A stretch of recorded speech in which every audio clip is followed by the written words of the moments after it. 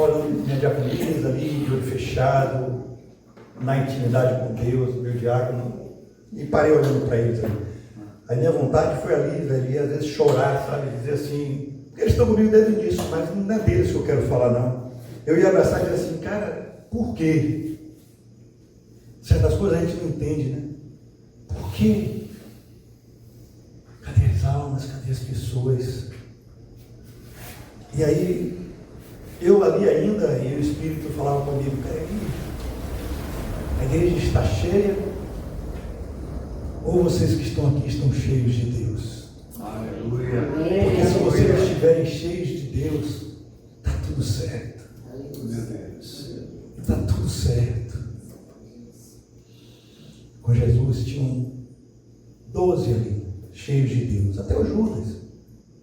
Todos estavam cheios de Deus. Em um momento se perdeu, mas estavam cheios de Deus. Paulo estava cheio de Deus e mudou civilizações. Poucas pessoas ali, cheias de Deus, fizeram história. Um Billy Graham cheio de Deus, lotava um estádio e mudava pessoas. Não é sobre quantidade, né? Porque a porta é estreita e só uma minoria passará por ela. E essa minoria é que faz a diferença. Então sejam cheios de Deus. Deus a Deus. Eu vim aqui falar de algo que não é algo que eu já preguei, é algo que eu prego sempre. Porque nós somos o lar do Senhor e Ele o nosso lar. Esse é o tema da mensagem. Nós somos o lar do Senhor e Ele é o nosso lar. É interessante porque quando perguntam, você crê que Deus existe, pastor? Eu falei, claro que não. Porque se Ele existisse, Ele teria que ser criado. Deus é. Todas as coisas estão nele. Sabe, gente? No Salmo 132, se vocês puderem abrir, podem abrir, eu vou ler só um versículo só. Na verdade, 2. 132, 3 a 5. Repare que coisa linda Davi vai falar. Eu não vou pregar, eu vou, como eu gosto, ensinar, passar algo para vocês e para mim nesse dia de hoje.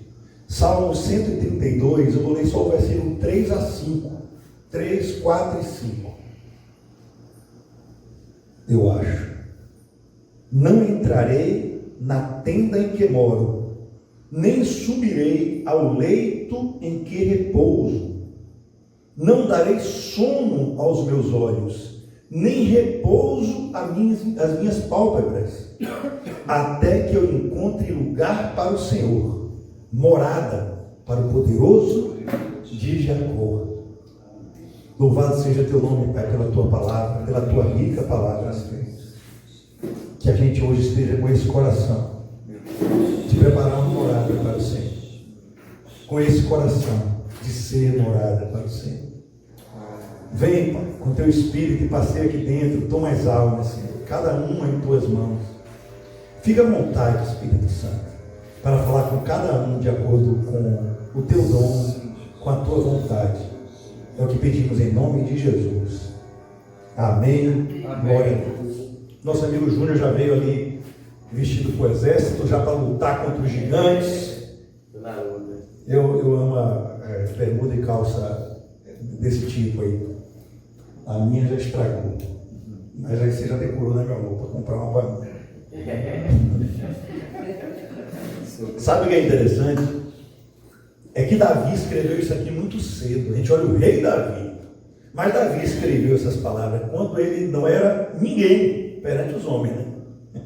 Mas ele estava ali cuidando das ovelhas, matando as ameaças das ovelhas dele, lutando com o urso, matando o leão. Não sei o que ele estava fazendo, mas ele estava ali, de repente ele estava cantando, né? Num desse momento que ele está dizendo, o Senhor é meu pastor, nada me faltará. Eu não sei que ritmo ele cantava, mas com certeza não era com essa voz horrível, talvez com uma voz de Abraão, mais bonita. E ali ele estava dizendo, nesse lado poético, nessa intimidade com Deus, ele estava dizendo que não daria descanso aos olhos dele, não queria fazer nada, ele não queria ir para a cova, ele não queria nada, antes que ele encontre lugar para o Senhor, morada para o poderoso de Jacó. Ele começa a ter revelações sobre o Senhor. A presença de Deus é o tema da vida de Davi. Davi era um cara entregue a Deus. Davi tinha uma intimidade com Deus, com uma intimidade como um pai. E a gente não está falando em Novo Testamento. A gente está falando, eu gosto de usar essa palavra aqui, mas entendo. A gente está falando de um cara tosco, velho. Há muitos anos atrás não tinha essa sabedoria de hoje, não tinha essa tecnologia, não tinha chão dessa maneira, não tinha nada. O cara era um roceiro, com a intimidade tremendo com o Senhor. Não roceiro de maneira pejorativa, um cara que não estuda e mora numa região rural. A presença de Deus, cara, é tão importante que uma vez no Salmo 51 ele diz: me castigue, tire minha coroa, tire tudo de mim, só não tire de mim a sua presença. E foi cantado aqui sem combinar, né? Se ele fizer, ele é Deus. Se ele não fizer, ele continua sendo Deus. Se ele livrar a gente dessa fornalha aí, ele é Deus. Mas se a gente morrer nesse fogo, está tudo certo, porque a morte já foi vencida. E ele faz um voto ao Senhor: eu vou empenhar a minha vida e preparar um lugar para Deus vir com sua presença e habitar entre nós. Se você pensar que era um pastor de ovelhas quando ele escreveu isso, a gente então vai poder tudo, Rose, junto. Ele não tinha condição nenhuma para isso, ele não tinha riqueza, não tinha nada, velho. Era um filho provavelmente desprezado. Não sei se chega ao ponto de ser desprezado, mas ele era um filho que foi colocado lá para limpar o velho do bocó do cavalo do bandido. Estava ali cuidando das ovelhas, os outros estavam guerreando, os outros eram livros do rei. A gente viu aqui no estudo bíblico. E ele dizer um negócio desse. Pense aí em alguma coisa que chegou no coração que você tem muita vontade. Eu posso pensar aqui no centro comunitário com médicos, com psiquiatras, com psicólogos, com gente bacana para ensinar um vôlei, uma capoeira, livrar os dentes das pessoas de doença, o corpo de doenças, livrar as pessoas das drogas, trazer para junto. E aí a pessoa pode olhar para mim: você é um doido, acabaram de cortar seus contratos, você está sonhando alto demais. Está aqui, Davi sonhou alto demais. Será? E se foi o Senhor que botou isso? Qual é o limite do Senhor? Se a gente limitar o Senhor à nossa mente, a gente não vai ter nada. Mas se a gente viajar na maionese, a gente vai ter o sanduíche completo.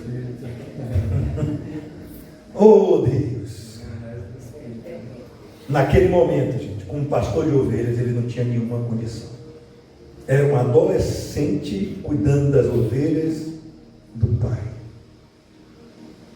Davi pensava, talvez até cantasse: vou construir um lugar para Deus morar. E o interessante, eu imagino isso, imagino não, eu tenho certeza disso, que Deus estava ouvindo tudo. O Salmos 40.1 diz, né, que ele inclinou os ouvidos e ouviu o nosso clamor. Então ele estava olhando tudo, estava com os ouvidos. É interessante a Bíblia, né? Quando fala Deus se ira no Antigo Testamento, não usa essa expressão, né? Eu até comentei, usa a expressão que as narinas dele se alargam. Sabe como um touro? É top demais, né? Imagina se Deus, a narina dele abrir assim perto de mim, eu saia correndo. Ai, gente. Aí Deus rejeita Saul e unge Davi, rei de Israel. Passa algum tempo, ele assume o poder, ele é rico. E agora? Ele tem condição? Cuidado, para quando Deus te colocar num lugar onde Ele quer que você esteja, você esquecer de cumprir teu propósito com Ele. Porque tudo é fácil quando a gente não tem. Já teve pessoas curadas que desistiram de procurar o Senhor. Desistiram, eu não falo de ir à igreja, desistiu de fazer parte da igreja de Cristo, fazer parte do corpo. E é o corpo que sobe, é a noiva de Jesus Cristo, é a igreja dele, independente de pedras. Então muitas vezes Deus vai dizer assim: não, eu quero te manter aí, miserável, miserável, porque se eu te deixar bem, você se afasta de mim. Melhor morrer de câncer defiando no Senhor do que passar a vida em riquezas e nunca ter conhecido o Rei dos Reis. Aleluia. Quero construir um templo imenso para o Senhor. Agora, gente, ele tinha condições, como eu falei, tinha poder,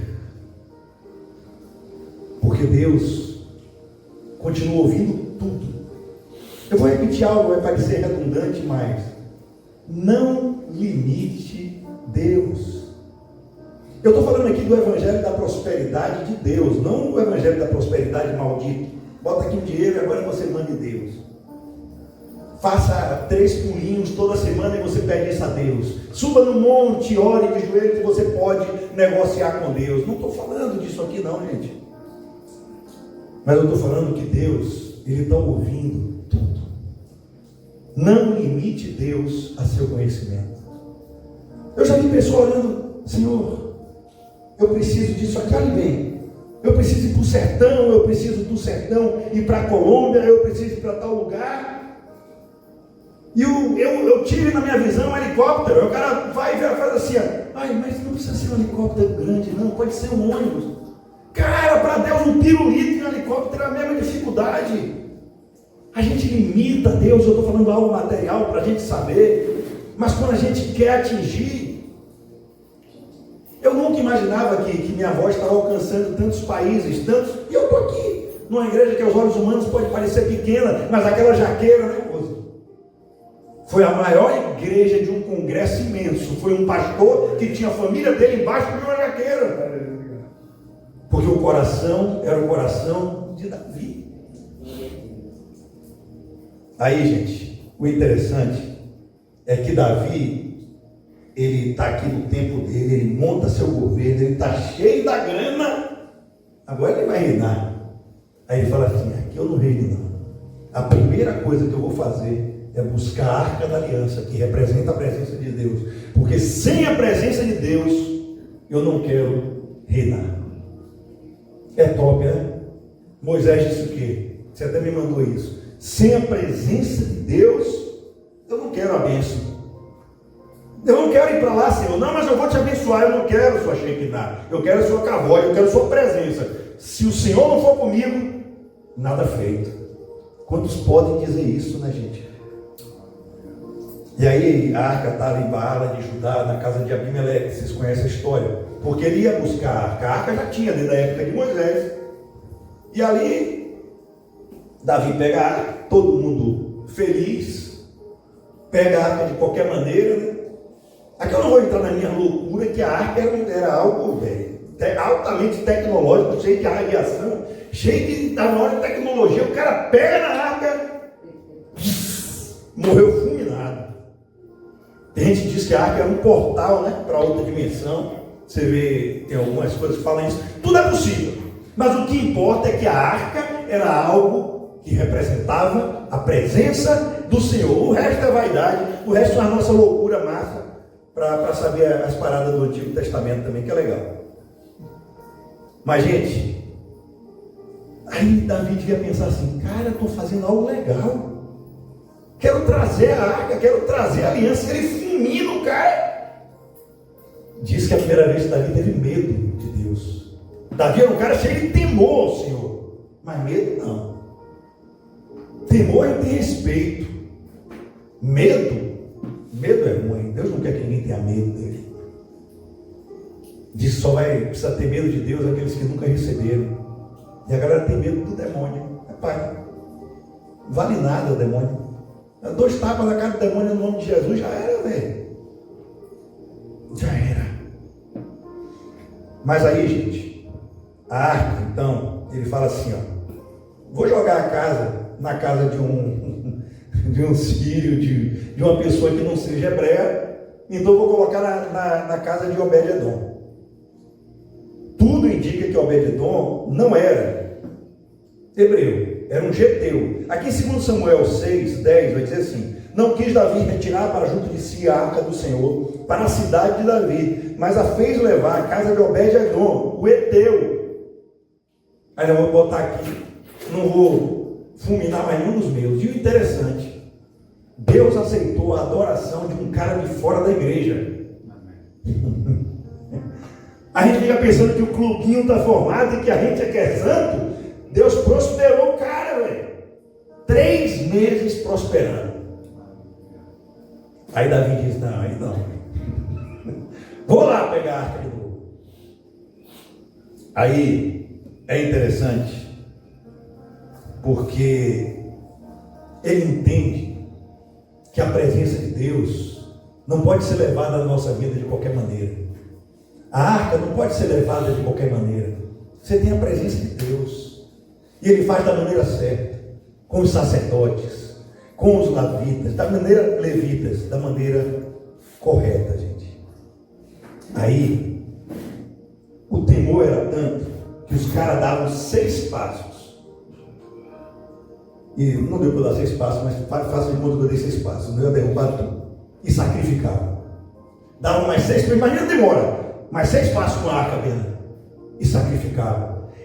Eles iam criando um caminho de sangue para a arca da aliança. Nos dias de hoje ele pode falar: ah, que absurdo. Não, cara. Isso aqui era temor ao Senhor, isso aqui era honra ao Senhor. E o sangue representava eu até fiz um vídeo para o pessoal dos Estados Unidos hoje dizendo isso, a propiciação pelos nossos pecados. Eu até falei uma palavra no vídeo, depois me arrependi, que eu falei, era uma gambiarra de Deus a propiciação. Aí depois eu usei uma outra palavra, era um paliativo. Aí eu falei, ficou melhor, né?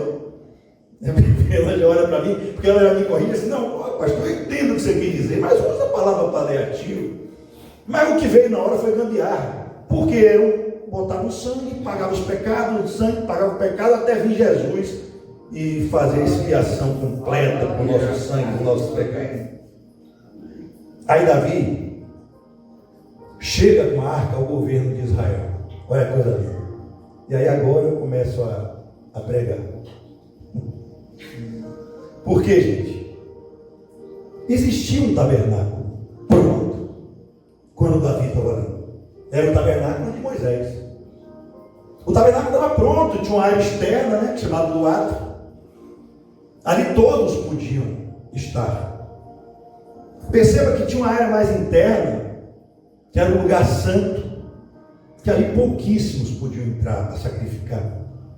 E ali depois, a primeira porta, né, o caminho, a segunda porta, a verdade, a terceira porta, a vida. Por isso que Jesus disse que ele é o caminho, a verdade e a vida. Isso aí não vale nada agora, só quem vale é ele. Mas voltando ainda para aquele, ainda valia muito. E o santo dos santos. Ali teria a arca da aliança, ali teria a presença de Deus. O pessoal estava funcionando naquele tempo. Entendam isso. Davi estava numa época que o templo, o tabernáculo de Moisés estava funcionando. Peraí, Isaac, estava funcionando sem a arca, estava funcionando sem a presença de Deus. A gente entra na igreja, né? Aqui está funcionando, Senhor. Você não precisa de sua presença, não. Eu já aprendi a pregar. A gente já aprendeu a tocar aqui, ó. Bota um cara aqui tocando, enche a igreja, bota um apetrecho, traga um cara de igreja. A gente não precisa de sua presença, não. A gente só quer armar um circo gospel. Para que sua presença, Senhor? A gente já aprendeu a fazer tudo, Senhor. Vocês acham que isso aqui é mentira? Ou a maioria das igrejas são assim? Vamos vestir todo mundo igual.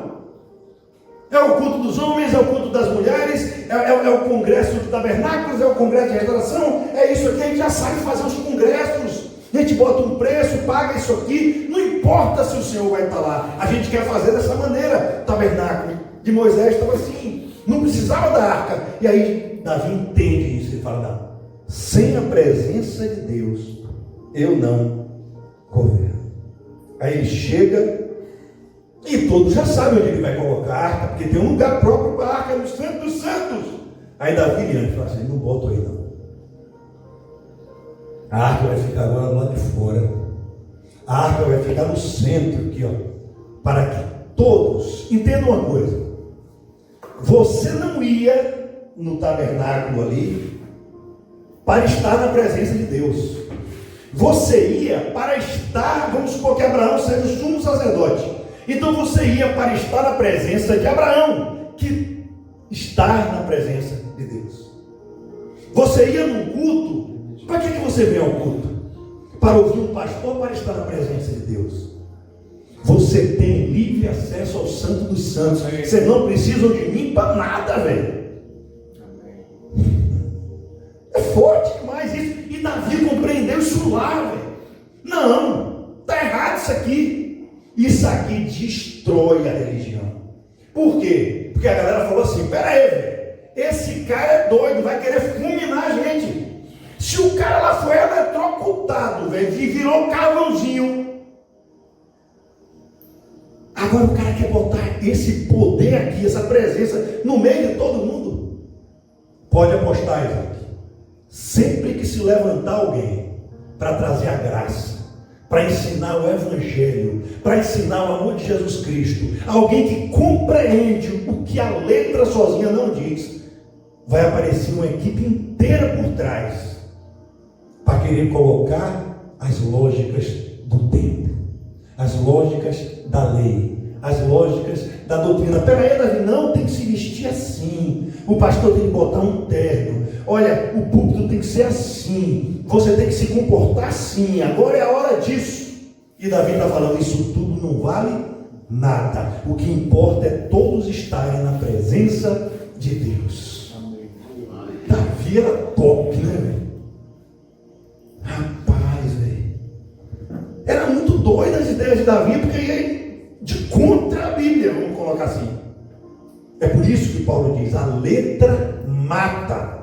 A Bíblia mata se for a letra, mas o Espírito vivifica. Não vai nas suas interpretações do que está escrito, não. Deixe Deus se revelar da forma que Ele quer, e a forma que Ele quer se chama Jesus Cristo. Aleluia, glória a Deus. É o Deus de amor, velho, que habitou entre nós. Amém. Eu não sei nem mais onde eu estou, velho, já me perdi tudo.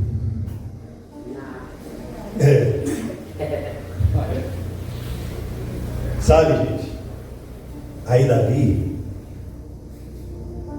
repara, ele fala assim: agora, além disso, eu vou colocar adoração em volta. O cara gasta, eu escrevi aqui, o equivalente hoje a 100 bilhões de dólares em 4.000 músicos e instrumentos para tocar para o Senhor. É top isso aqui, sabe por quê? Ele fala assim: já sei, vou pagar músicos para ficar adorando na tenda. Se você olhar os países onde eles mais investem dinheiro, é onde? No armamento bélico, setor bélico. Por quê? Porque para eu defender isso aqui, eu preciso de um exército grande. Aí Davi sacou a parada, ele disse assim: para eu governar isso aqui, eu preciso só adorar o Senhor, porque Ele é o meu exército, velho. Rapaz, e quando ele derrotou Golias, falou: em nome do Senhor dos exércitos, eu te derrubo em incircunciso. Cara, o Senhor Deus é meu maior exército. Ele é minha força e é minha salvação, minha fortaleza forte. Aí se eu deixar vocês falarem, vem um bocado de coisa aqui também. Por isso que o discipulado é legal, né? Que não é só eu que falo. Mas hoje eu estou com o poder do microfone, então eu vou falar o que eu quero. Misericórdia. Gente, Davi vence todas as guerras, porque ele sacou que o lance todo não é ter o maior exército dele, é ter Deus do lado. Aleluia. Se a gente tem Deus do lado, Júnior, cara, não precisa de mais nada. Se a gente tem Deus do lado e a gente crê nele, eu vou dizer mais forte: que Deus do lado do que a gente tem mais, a gente tem Deus é dentro. O Emanuel já era, cara, agora é o Deus dentro. É Jesus Cristo em nós, a esperança toda de glória. E aí, gente, alguém sabe quantos anos, eu já falei isso aqui, o tabernáculo de Davi funcionou? 33. Quanto tempo Cristo viveu na terra? 33 anos também. E de repente Deus tinha mudado de endereço para um outro tabernáculo, que viveu 33 anos. Já saído de Moisés, já saí do tabernáculo de Davi, agora eu estou no tabernáculo em Cristo. Se lembra que Davi disse: não morrerei antes de pá. João 1,14 vai dizer: e o verbo se fez carne e tabernaculou entre nós. No original está assim. E viveu entre nós é a tradução. Mas o original é: e o verbo se fez carne. Não deviam ter traduzido isso, cara. E tabernaculou entre nós, porque essa informação é muito importante. Jesus Cristo estava tabernaculando aqui. O tabernáculo de Moisés estava lá, sem a presença de Deus. Jesus Cristo estava tabernaculando na terra. O tabernáculo, a presença saiu do templo, a presença estava em Jesus. O que é que os religiosos estavam adorando lá dentro do templo, velho? Nada. Eles mesmos. Verdade. E a igreja de hoje, Jesus chama de igreja de Laodiceia, onde eles estão adorando eles mesmos dentro, e Jesus está na porta e bate, e aquele que abrir, ele entrará, fará morada, e ceará com ele. Amém. A gente não quer cear com Jesus, porque para sentar na mesa de Jesus, ele vai expor as intimidades. A gente vai expor as intimidades. Ele só sentou na mesa de Zaqueu, rapaz. Zaqueu já disse: epa, eu sou um pecador, roubei essas pessoas aqui, vou restituir. Ou você acha que ele não roubou? Cobrador de imposto, velho. Era uma raça retada. É fogo, velho. Porque o templo estava funcionando. Deus encarnado. E o que estava rolando? Rituais vazios. Rituais mecânicos. A arca novamente, mano e Jorge, estava fora do templo. Novamente. Davi já tinha morrido. A arca novamente estava fora do templo. Ou seja, eu vou repetir. Mesmo sem o Senhor aqui, Pai não, né? Ninguém falava assim. Mesmo sem o Senhor aqui, Deus, a gente já aprendeu a conduzir o culto. A gente não precisa de Ti. É por isso, gente, que se a presença do Senhor tivesse em certos ambientes, ia fulminar toda a galera. Não é fácil, não. Mas é tão bom ter a presença do Senhor, porque até o castigo dele é bacana. Amém. E de repente Deus muda de endereço. Ele não estava mais num prédio feito de mãos humanas. Você até mandou um vídeo bacana, não foi? Minha diaconisa, que ela mandou um vídeo disso aí. Deus não está mais em prédios feitos de mãos humanas, mas a gente aqui dentro torna esse lugar especial. Isso não é desculpa para a gente ficar afastado. Isso é mais uma razão, a gente ter um lugar, como Abraão falou ali, para a gente estar juntos, como tabernáculos do Senhor.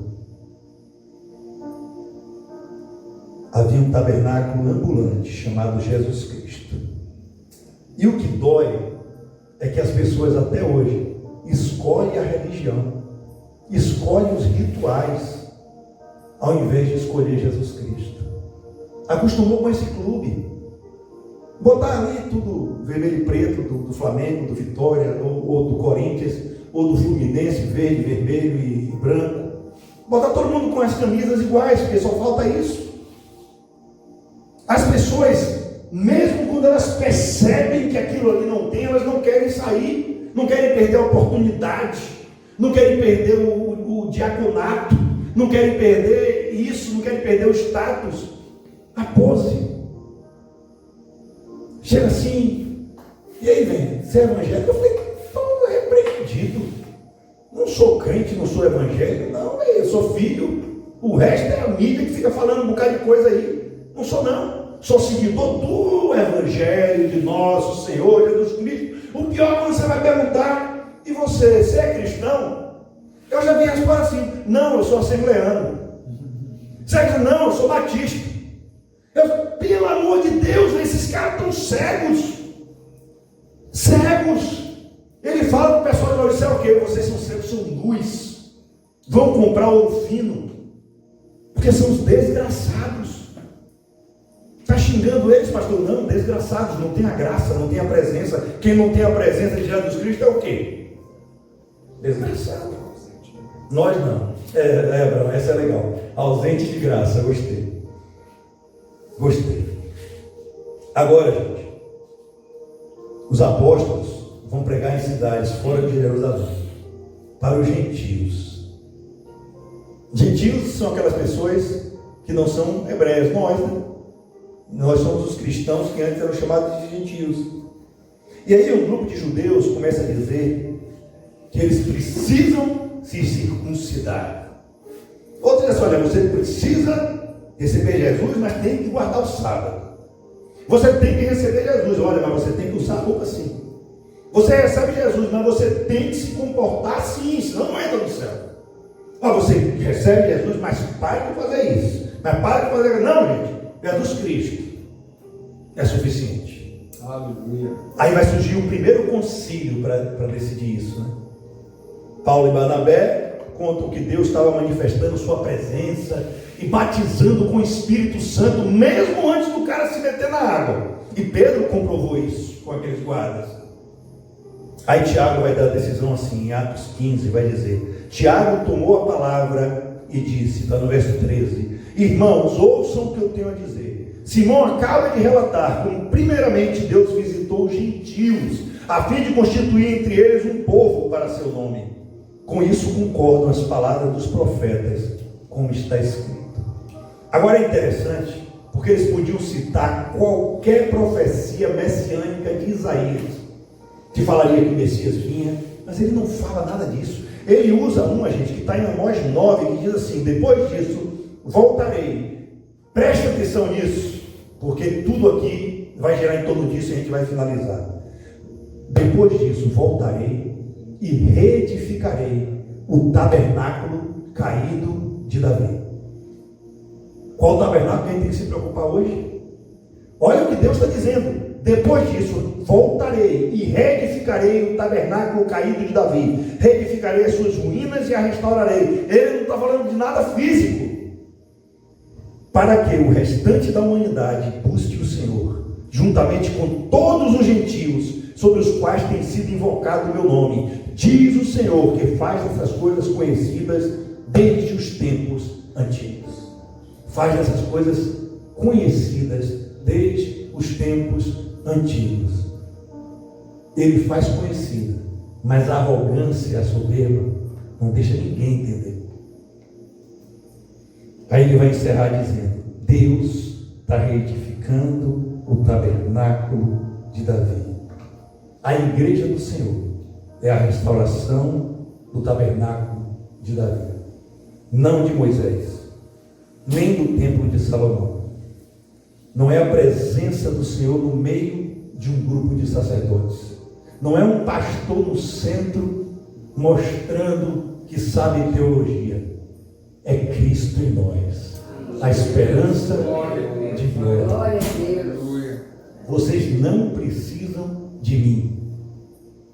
A gente precisa um do outro, porque nós somos parte do corpo de Cristo.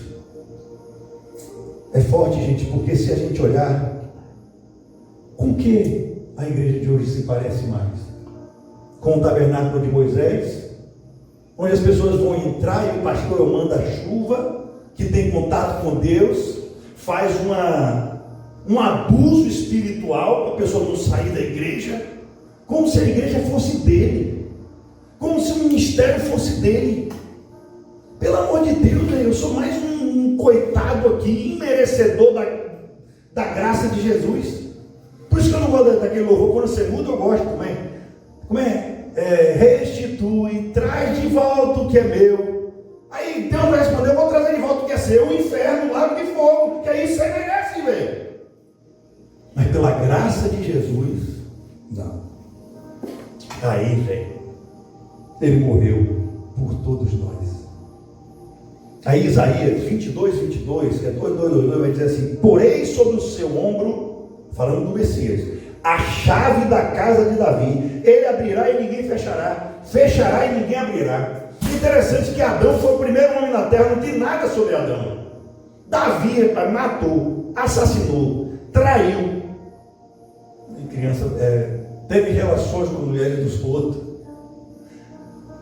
E era um homem segundo o coração de Deus. Quem pregaria na maioria das igrejas era Saul, não era Davi. Era Caim, não era Davi. Aí Apocalipse 3,7 vai dizer: ao anjo da igreja em Filadélfia escreve estas coisas, diz o santo, o verdadeiro, aquele que tem a chave de Davi, que abre e ninguém fecha, e que fecha e ninguém abre. Glória a Deus. Vocês sacaram aí o Isaías e o Apocalipse?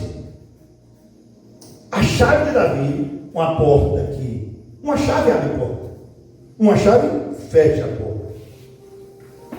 Ou seja, Deus está dizendo em Isaías: eu vou colocar sobre esse rei a autoridade de abrir e fechar portas.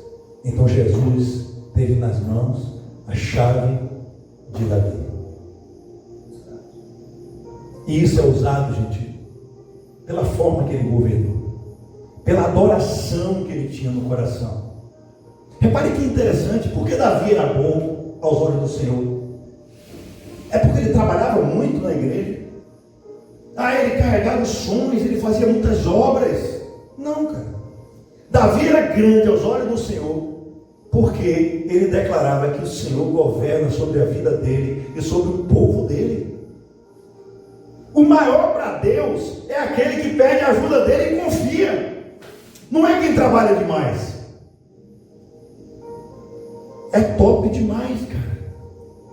Deus é muito doido, velho. Ele é tremendo, ele faz tudo contra o que a mente da gente imagina que é certo. Ele só quer que confie nele, que entregue os caminhos a ele, e ele tudo fará. Desde o início declarando, ao trazer a Arca da Aliança, que não era ele que ia governar Israel, era o Senhor. Quer ver honra sobre sua vida, igreja? Quer ver honra sobre sua vida, internet? Então me responda: quem governa a sua vida? Quem governa tudo seu?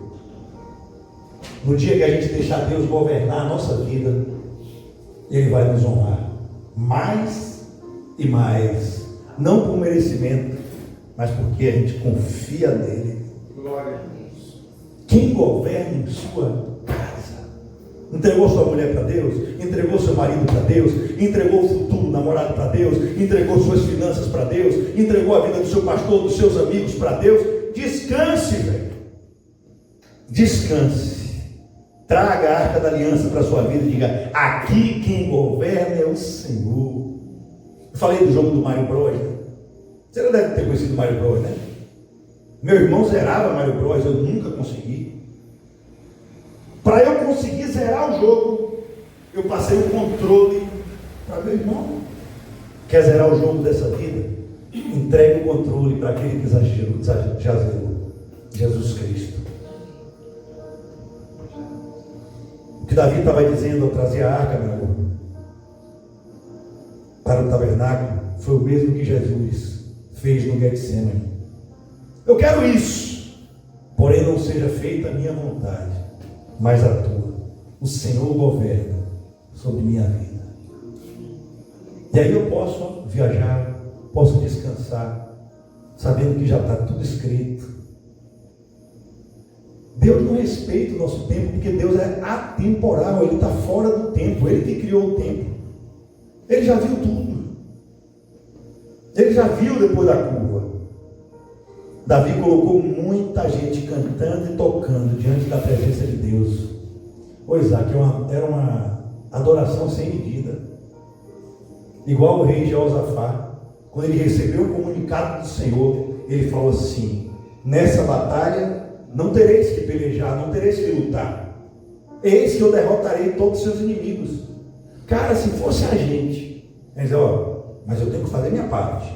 E aí ia ligar um religioso para você e dizer a mesma coisa, porque não entende. Quem é natural não entende o que é espiritual. As pessoas iam ligar bem, achando que estava falando bem, e ia dizer assim: olha, não, mas Deus falou que não tem que pelejar, mas você tem que fazer a sua parte. Não, cara, se Deus falou que você não tem que lutar, coloque a adoração na frente. Josafá colocou um grupo de adoradores para ir guerrear e nem precisava. Ele falou: minha fé é tão grande que eu vou subir um monte para ver os inimigos com adoradores. Quando chegou lá em cima, já tive o anjo Arnold Schwarzenegger, o Exterminador do Futuro, já tinha derrotado todo o exército lá de lá. Um anjinho só. Provavelmente foi Miguel, então não era um anjinho só, né? Era o super anjo. Cara, em Apocalipse estava escrito assim na sala do trono: seres viventes, anjos, anciãos cantando para Deus: Santo, Santo, Santo, aquele que era, que é e que há de vir. Davi faz um espelho do céu na terra. Ei, Maurício, ei, igreja, qual espelho do céu você está fazendo na terra? Ou melhor, qual espelho que você está trazendo para a sua vida? É do céu ou é das pessoas que o mundo considera de sucesso? Não vá nessa onda não, que a vida é curta, tem que aproveitar. Aproveite em Deus. A vida é longa, é eterna, porque a morte já foi vencida por Jesus Cristo. Sabe por quê? Às vezes fica um caos a nossa casa, a nossa vida, porque Deus não está governando sobre nossas vidas. Deus não está. Já teve alguém aqui, conheci, não vou falar o nome, mas já teve alguém aqui que o marido bebia muito, e ela fazia parte do ministério, e eu estou falando da igreja mesmo, de Cristo ali, e a gente orando pelo marido, e não deu outra. A palavra que eu fiz, eu falei: não, deixa ele beber, só ora por ele. Não fique enfiando Jesus Cristo não, que isso é um saco, velho. Não fique enfiando religião na pessoa não, que isso é um saco. Cara, ore. Não deu outra. Em vez dela trazer o marido para a igreja, o marido que levou ela para a bebida. Por quê? Porque ela não colocou Deus para governar a sua casa. Ela quis ajudar Deus com os próprios braços.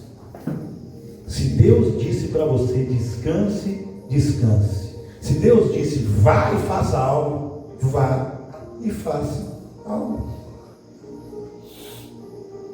Onde está essa chave hoje, gente? Porque a chave estava com Jesus. Deus deu para Jesus. Mas Jesus aí tem um bate-papo antes de morrer para Pedrão.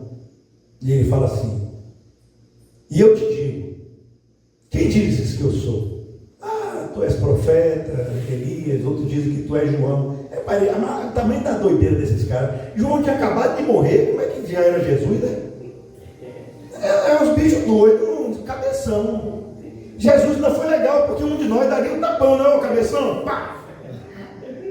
Aí Jesus disse: pronto, tu és o Cristo, Filho do Deus vivo. E Jesus disse: tu és Pedro. E sobre esta rocha, ele bate no peito dele, não é de Pedro: Pedro, tu és pedrinha, e sobre essa pedrona aqui, sobre essa rocha, eu edificarei a minha igreja. Mas ele vai dizer assim: dar-te-ei a chave dos reinos dos céus. A chave de Davi: o que ligares na terra terá sido ligado nos céus. Abriu. O que desligares, fechou, será sido desligado nos céus. Eu não sei se vocês estão entendendo isso aqui, cara. Em quem está as chaves de Davi? Respondam: na igreja. Em nós temos a chave de Davi na nossa mão. Cristo nos deu. O que ligares na terra, se estão reunidos, será ligado no céu. O que selares, que fechares na terra, será cerrado nos céus. É por isso que o inimigo, Liane, quer afastar, quer inimizade, quer destruir casais, quer destruir essa união, porque a gente unido faz uma revolução, velho. Faremos coisas maiores do que Jesus, porque agora o Espírito Santo é mundial. Naquela época estava só em Jesus. Tabernáculo agora é sem fronteiras. Já estamos fazendo obras maiores que Jesus. Por quê? A gente está atingindo muito mais pessoas. Por isso que ele disse: é necessário que eu vá. Porque agora o tabernáculo vai mudar novamente de local. As portas do inferno não prevalecerão contra vocês. Aleluia. A gente pode chegar, nem que eu seja um Saci Pererê, porque Saci Pererê, qualquer pontapé é voador. Já chega na porta do inferno, ó, pá! E para que a gente quer isso?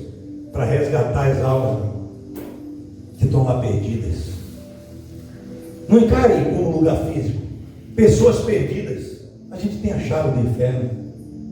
Sabe qual é o problema? A igreja de hoje pensa assim, ó. Alguém aqui está endemoniado, vou usar o exemplo de Abraão de novo. Era Jesus agora há pouco, né? Agora já é endemoniado. Aí, e ele está com a vida toda errada. Aí eu chego aqui e falo aqui, ó. É isso que a igreja prega, pastor. Sai em nome de Jesus. O cara sai e volta 7 outros. A gente tem mania de tudo. Sai em nome de Jesus. Não estou falando que está errado, gente. Mas essa não é, na minha opinião, a melhor maneira de expulsar espíritos imundos. Se você viaja por uma semana, coloca um pedaço de carne ali em cima da pia e viaja. Esqueça lá do lado de fora. Um pedaço de carne está bom. Quando você voltar, vai estar cheio de moscas imundas, não vai? Às vezes até outros, né? Cheio de moscas. Vai adiantar você espantar as moscas? Vai tudo voltar. A melhor maneira de expulsar os espíritos imundos é limpando a casa. É não deixando sujeira. Aí os espíritos imundos não vão ter com o que se alimentar. Limpa a boca para não falar fofoca dos outros.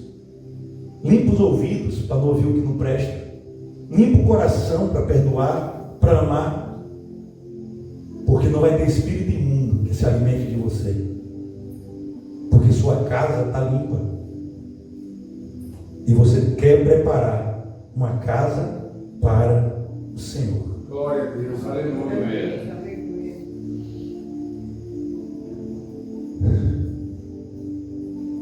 Quando essa chave é ela, quando a gente diz, seja feita a tua vontade, assim na terra, como nos céus.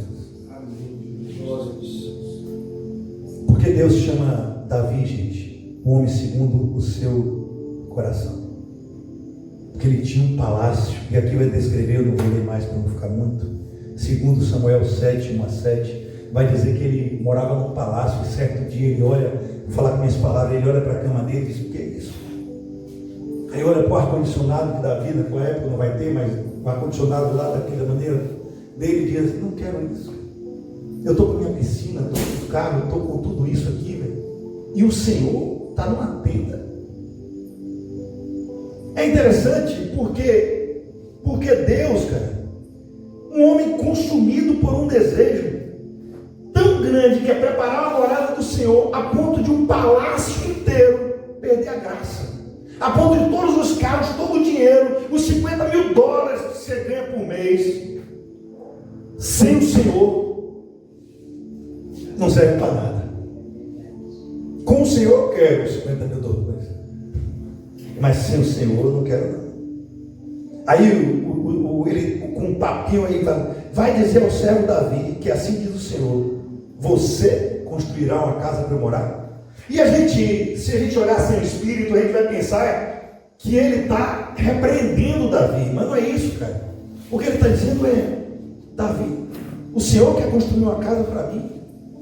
Como você sabe que é isso que eu queria? O que ele está dizendo é isso: Davi, como você conhece os desejos do meu coração? Davi se empenhava para conhecer os desejos do coração de Deus. Rose, como é que você ora? Abraão, como é que você ora? Senhor, me dê isso. Senhor, abençoe meu filho para passar em medicina. Senhor, abençoe minha vida para que eu possa fazer isso. Senhor, abençoe esse projeto aqui. Peraí, cara. Eu pensei que o melhor era orar: Senhor, qual o desejo do seu coração para a minha vida? Senhor, qual o desejo do teu coração? Me indique os caminhos que eu devo andar. Aí o Senhor vai olhar para você e vai dizer: esse filho e filha, tem um coração igual ao meu. Maturidade, gente. O que a gente está vendo aqui é um homem que ultrapassou as barreiras do que Deus pede para fazer o que Deus deseja. É um homem que não vai dizer mais: eu não peco porque minha religião não permite. É um homem que não quer mais pecar porque é pecado. Ele não liga mais para o que é pecado. O que ele liga é para agradar o Senhor. Aquilo ali está difícil, ó. Eu posso tirar minha camisa, vou botar aqui. Vou botar uma coisinha aqui. Deixa eu ver. Não vai adiantar, não.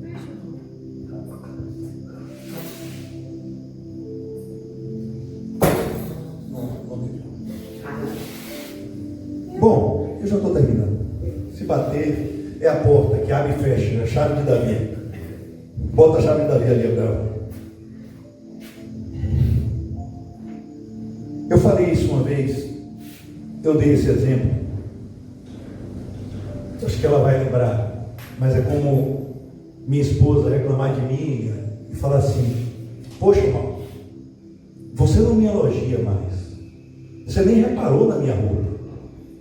Aí eu viro para ela, logo depois disso, e falo: meu amor, você está linda, que roupa bonita que você comprou. Ela vai dizer: aí não vale. Eu falei: por quê? Porque você apenas obedeceu aquilo que eu mandei, não foi espontâneo. Realmente não valeu. A gente que fica obedecendo as regrinhas da religião, as regrinhas da lei, a gente está fazendo isso porque Deus mandou. A gente vai ser mais um crente medíocre e religioso. O que Deus quer é que a gente largue, a gente limpe a nossa vida, como eu falei, da carne, porque Ele nos amou primeiro. Ele quer que a gente limpe porque a gente o adora, porque a gente quer preparar um lugar para Ele morar. E se Ele mora dentro de mim, eu estou no jugo dele, eu vou ficar até triste em desagradar. Isso é lei que muitos ainda vivem. Infelizmente, o que a maioria das igrejas não conhecem a graça, e eu vou dizer um negócio mais triste ainda: não querem conhecer. Jesus diz assim para os fariseus: se vocês dissessem que eram cegos, eu poderia vos fazer enxergar. Se vocês dissessem que são doentes, aí ele falou para o povo, eu poderia curá-los. Eu vim para os doentes e não para os sãos. Está aqui, Senhor, o maior doente de todos. Preciso de Ti o tempo todo. E aí, gente, eu entro no último tabernáculo, o desejo eterno de Deus, que é habitar entre nós. Deus criou o jardim porque Ele queria habitar em sua criação. Ele criou a família porque Ele queria habitar dentro dela. Que, por sinal, Jesus não chama isso de igreja, Ele chama de família. Ele não chama de eclésia, Ele chama de carral, que é família. Para que Deus criou a nova Jerusalém, que vai descer dos céus e governar a terra, para habitar no meio de nós.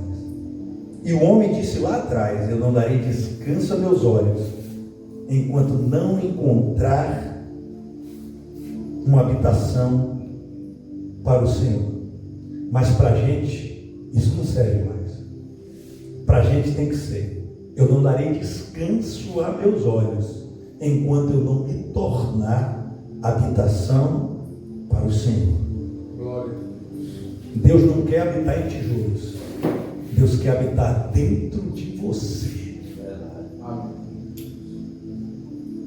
É lindo porque a promessa que Deus fez a Abraão, a Davi e a Salomão, que ele fala assim, ó, em 2 Samuel 7: quando os teus dias se cumprirem e descansarem com teus pais, então farei levantar depois de ti o teu descendente, que procederá de ti, e estabelecerei o seu reino. Todos pensam que ele está falando de Salomão. Ele está falando de Jesus Cristo. Este edificará uma casa ao meu nome, e eu estabelecerei para sempre o treino do teu reino. Eu lhe serei por pai, e ele será por filho. Se vier a transgredir, castigá-lo-ei com varas de homens. Agora vem a aliança. Porém a tua casa e o teu reino serão firmados para sempre diante de ti. Teu trono será estabelecido para sempre. Um dia, um descendente seu herdará para sempre o trono. O Salvador da humanidade será um descendente seu. Deus estava dizendo: você quer construir um lugar para a minha habitação, mas vai ser o seu descendente que vai construir um templo para meu nome. Este lugar não vai ser mais feito de cedros do Líbano, de pedras preciosas, nem revestido de ouro. Vai ser feito de algo muito melhor, de pedras vivas, de meus discípulos, homens e mulheres que vão nascer de novo e compor uma casa para mim, e ali eu manifestarei a minha presença. Hoje é um chamado para essa presença, é um chamado para a gente ser essa casa do Senhor, para a gente realiançar com o Senhor para todo sempre. Amém?